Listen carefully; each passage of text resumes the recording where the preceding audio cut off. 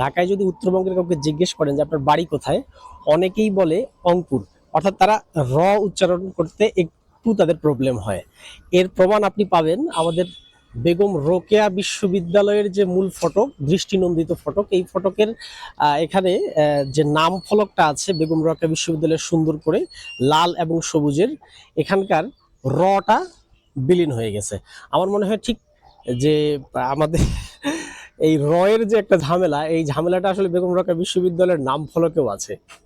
এবং শুধু আপনি যদি দেখেন যে না এখানে শুধু বাংলা অক্ষরেরই এখানে রটা বাদ গেছে, তা না।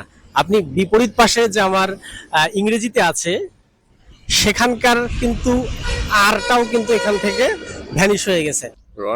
আটা খুলে পড়ে গেছে। এটা তো আমি প্রায় কমপক্ষে 2 মাস আগে দেখতেছি, বোধ না তা 2 মাস না হলে 1 মাস হবে। না অতদিন না, কিছুদিন এই অল্প কিছুদিন আগে ওটা খুলে গেছে। এটা লাগানো হয় নাই। লাগানো হয়নি। তা আটা দিয়ে লাগানো লাগবে, তো এই আটাটা আমাদের স্যারকে বলা হয়েছে, ওনারা বলছে যে আমরা অল্প কিছুদিনের মধ্যে এটা করে দেবো। না না, আমরা উত্তরবঙ্গের মানুষ যারা ওই যে ঢাকায় যখন যাই তখন যদি জিজ্ঞেস করে যে আপনার বাড়ি কোথায় কোনটে পারে, তখন কয় অংপুর। তো ওই অংপুরের কিন্তু র উচ্চারণ করতে আমাদের সমস্যা হয়, তাই না?